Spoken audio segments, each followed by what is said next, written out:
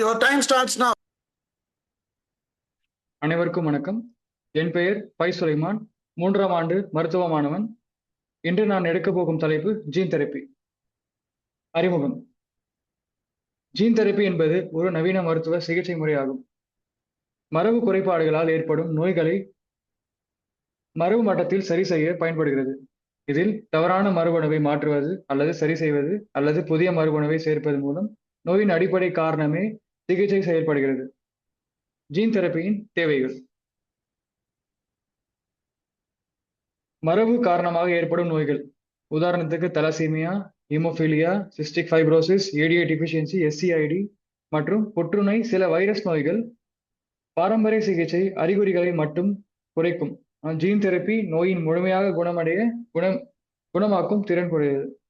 Gene தெரப்பியின் வகைகள். Gene therapy வகை இரண்டு வகைப்படும். சொமேட்டிக் ஜீன் தெரப்பி மற்றும் ஜெர்ம்லைன் ஜீன் தெரப்பி ஆகும்.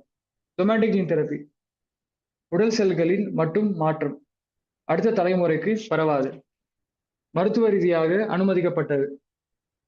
ஜெர்ம்லைன் ஜீன் தெரப்பி வித்தணு அல்லது முட்டை செல்களில் மாற்றம், அடுத்த தலைமுறைக்கு பரவாது, நெறிமுறை காரணங்களால் தடை செய்யப்பட்டுள்ளது.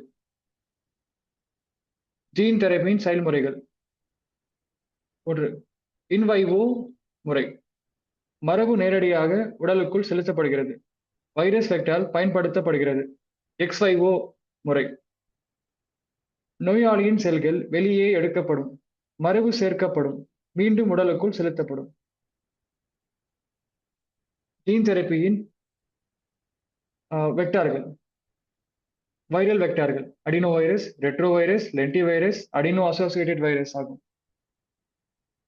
வைரஸ் அல்லாத வெக்டார்கள் லைபோசோம், நேக்கட் டிஎன்ஏ, நானோ பார்ட்டிகள் ஆகும். ஜீன் தெரப்பியின் செயல்முறைகள். முதலில் சரியான மரபு அணு தேர்வு. 2. வெக்டாருக்குள் சேர்த்தல். 3. இலக்கு செல்களுக்குள் சேர்த்தல். 4. மரபணு செயல்பட தொடங்கும். 5. தவறான புரதம் சரியாகும்.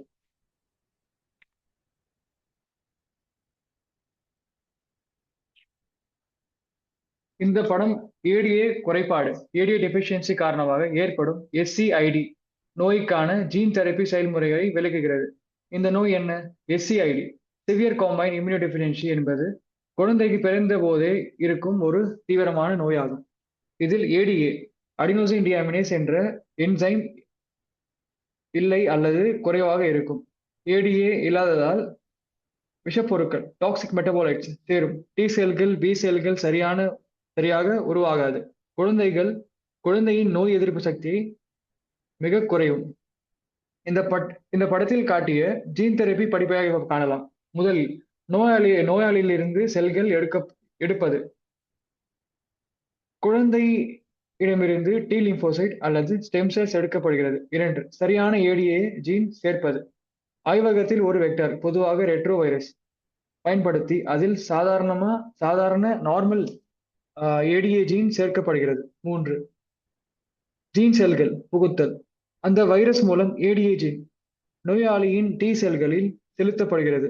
4. மாற்றப்பட்ட செல்களை மீண்டும் உடலில் செலுத்தல். ஜீன் சேர்க்கப்பட்ட டி செல்கள் மீண்டும் குழந்தையின் உடலுக்குள் செலுத்தப்படுகின்றன. விளைவுகள். இப்போது அந்த செல்கள் ஏடிஏ என்சைம் உருவாக்கும், விஷப்பொருட்களை நீக்கும், நோய் எதிர்ப்பு சக்தியை உண்டாக்கும்.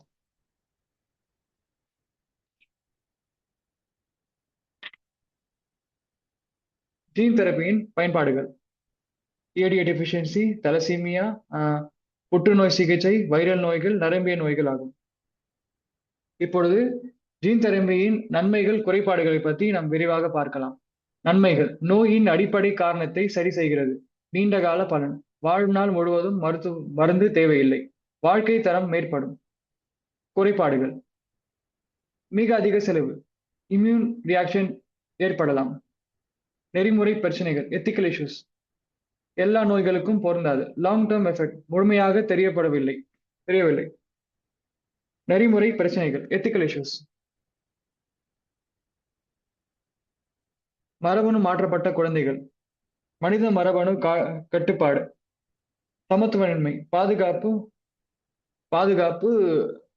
கவலைகள். தற்போதைய நிலை. பல ஜீன் தெரப்பி ஆராய்ச்சி நிலையில் உள்ளன. சில சிகிச்சைகளுக்கு அங்கீகாரம் பெற்றுள்ளன. மருத்துவத் துறையில் எதிர்காலம் என கருதப்படுகிறது. முடிவுரை. ஜீன் தெரப்பி மருத்துவத்தின் புதிய திசை. மரபணு நோய்களுக்கு நம்பிக்கை அளிக்கும் சிகிச்சையாகும். எதிர்காலத்தின் பல நோய்களுக்கு நிரந்தர தீர்வாக இது இருக்கும். நன்றி.